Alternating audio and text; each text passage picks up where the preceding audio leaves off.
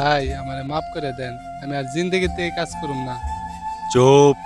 চান্দা দিবি না, বাবা উপরে যাবি না, চান্দা ব্যবসা করগা।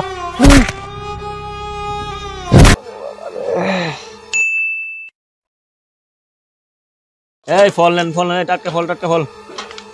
এই অল্প দামে নেন, নেন, নেন। ভাই ভাই ফল নেবেন নি? রাখ তোর ফল, তুই চাঁদা দে। ভাই অল্প টাকার ব্যবসা, দিনে কামাই কয় টাকা?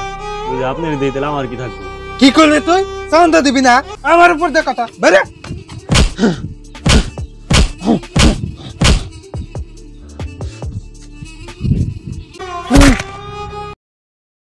চান্দা দিবি না, বাবা উপরে যাবি না, চান্দা ব্যবসা করগা।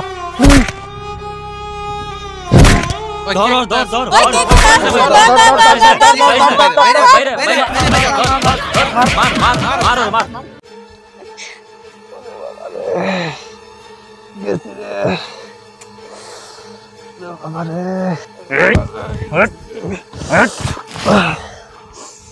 তুই কি মনে করছিলি সাধারণ কিছু টাকার জন্য আমার ভাইরে তুই মাইরে পার পায়ে যাবি গে, আর তোর লোকেরাও পার পায়ে যাবো গা?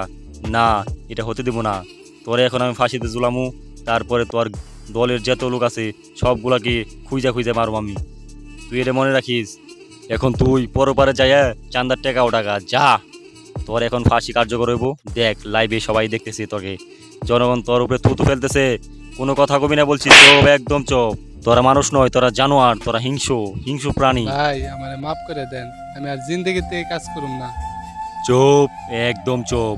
আমার আদালতে কোনো মাপ নেই, আমার আদালতের বিচার হলো ডাইরেক্ট ফাঁসি। নেই এখন মজা বুঝ। তো প্রিয় দেশবাসী, আপনারা দেখতে পেলেন যে অন্যায়ের প্রতিবাদ কিভাবে করতে হয়। যেখানে অন্যায় সেখানে আপনারা জনগণ ঝাঁপিয়ে পড়বেন। কেউ অন্যায় দেখে কেউ চুপ থাকবেন না, কেউ দাঁড়িয়ে থাকবেন না। যে যা পাবেন তাই নিয়ে লড়াই করবেন। ঘুষখোর চাঁদাবাজ যেন বাঁচতে না পারে।